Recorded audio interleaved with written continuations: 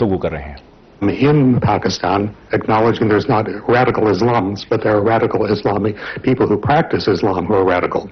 Whether you run the risk of a reaction from them domestically, which could unsettle the country, your country. Particularly given what the Chinese are doing, with the Uyghurs.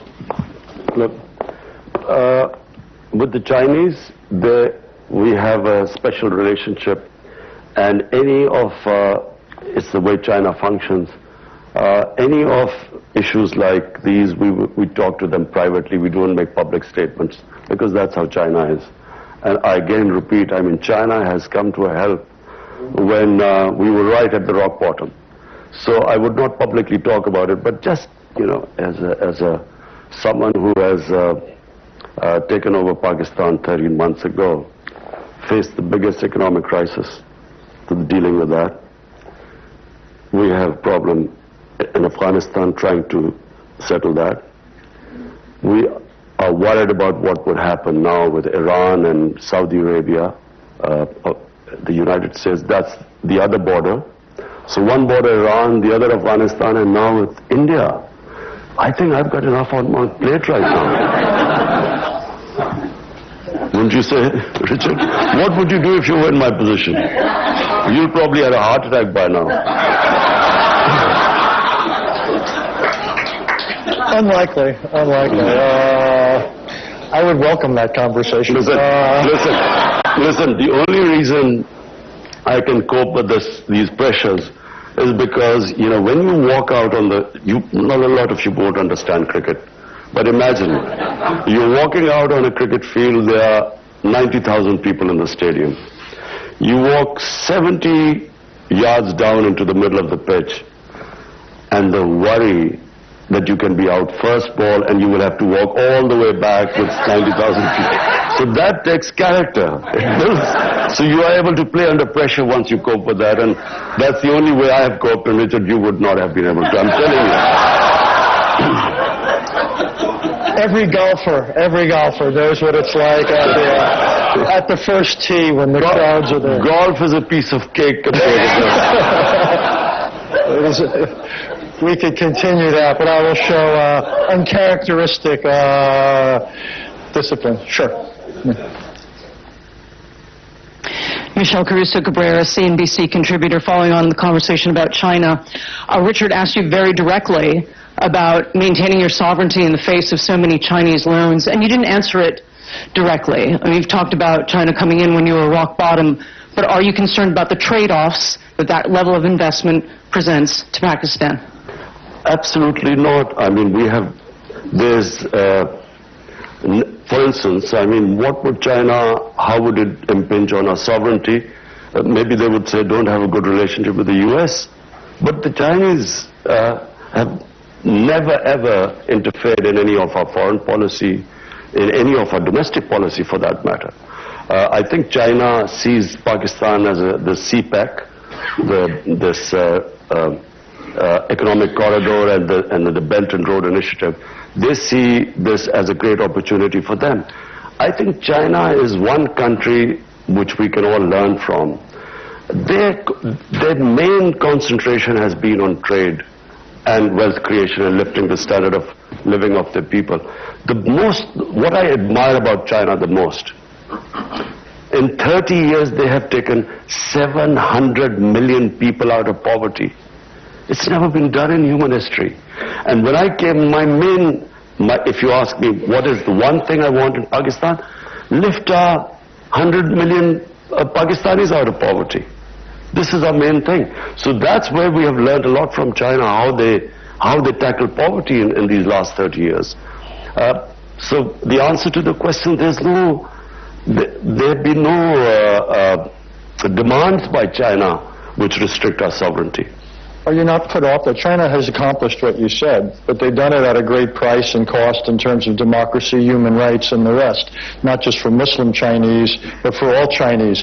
Are you not put off by that aspect of the cost of their development model? Well, who am I to comment on China, but the fact is that if any human society can accomplish this, this is human. This is taking people out of poverty.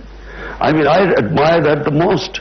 For me, if I can, well, if I had, but I don't have, unfortunately, the Chinese model, and if I could order people around, and I could get people out of poverty.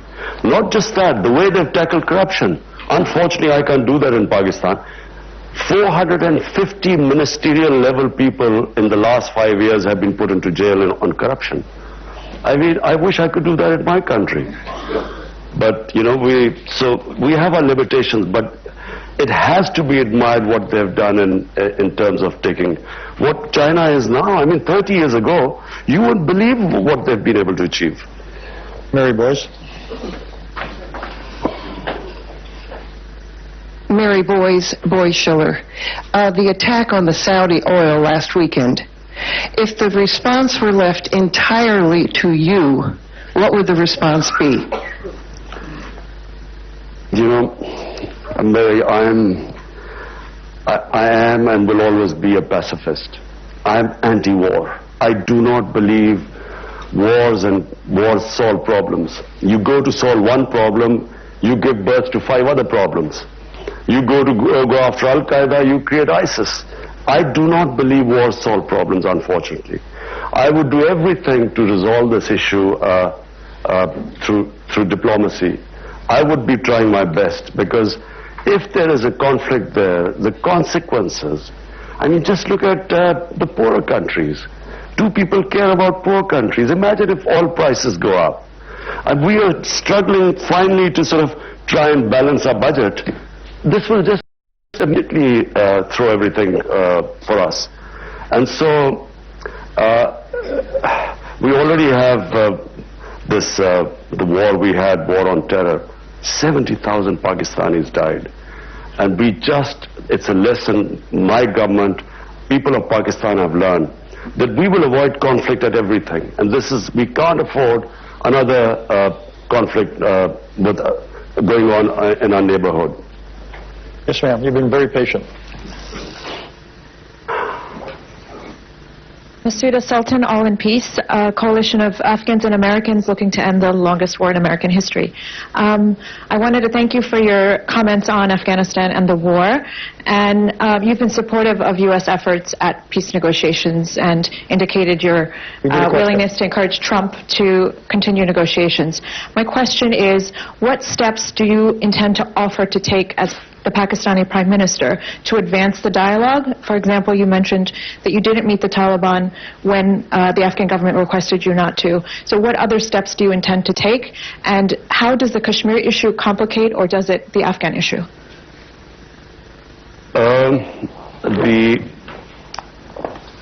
What I was planning to do was, this deal was about to be signed. The moment this deal was going to be signed, I would have met the Taliban leaders and I would have immediately made them sit with the Afghan government. So that was the last thing left.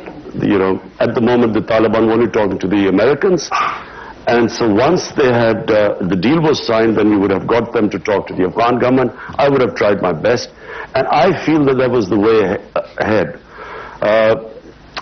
We just read the tweet about the talks breaking down. I wish we had been consulted and we would have tried our best. This was always, I mean, the fact that President Trump felt that because of, you know, the terrorist attack, because of that, he had broken off talks. But, you know, when you are fighting and talking at the same time, this was always going to happen. But they have to stay the course. So I will be trying my best to convince President Trump to resume the talks. To what extent are you using Twitter as a tool of political persuasion and reaching out to your own population or to India's? To what extent is Twitter a tool for you? I try my best to convey my feelings. I do feel, Richard, I honestly feel, I'm sitting in front of you, I have known India. I have had love and respect from India and fan following, because India loves cricket more than any other Pakistani. I'm more worried about India right now than probably even Pakistan, because India is not heading in the right direction. If you see what has happened in India in the last 6 years, it is frightening for some of us. It's not the India I know of Gandhi and Nehru. It is this ideology that has taken over India of Hindu supremacy. And this, whenever such an ideology takes over, there is always something they blame. You have to hate someone to be, supreme and an exclusive Hindu India. This is the ideology that assassinated Gandhi. This is the ideology was banned in India for 3 times. And now, unfortunately, it is running India. And I fear, because I think you can reason, as long as you can reason with people. The 2 nuclear-armed countries need not worry about anything. But unfortunately, with this ideology of racial supremacy, I don't think you can reason, and I'm generally worried. And that's why I'm going to speak. I'm speaking to the heads of state. I've just spoken to Prime Minister Boris Johnson. I will speak to Donald Trump. I will speak to other leaders. I will speak in the UN. I'll try my best that the world must intervene before this goes too far. That is a sober place to stop. The Prime Minister has to get to a meeting with the Chinese delegation, so I promised we'd let him out. Before I thank him, just a reminder, we've got the President of Angola later this morning at 11, in Washington at 12:30 today. We've got the Acting Secretary of the Department of Homeland Security. Tomorrow we have the Saudi Foreign Minister as well as a climate change symposium. Mr. Prime Minister, thank you for coming here. Thank you for asking our questions.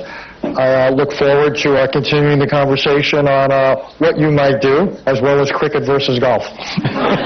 But thank you very much. Thank you, Richard. वज़ीर-ए-आज़म Imran Khan New York में council on foreign relations में सवालात के session में इस वक्त मौजूद थे और सवालों के जवाब दे रहे थे और उनका ये कहना था कि भारतीय पायलट को जज्बा खैर सगाली के तौर पर वापस भेजा। आलमी बिरादरी भारत को कश्मीर से कर्फ्यू उठाने का कहे।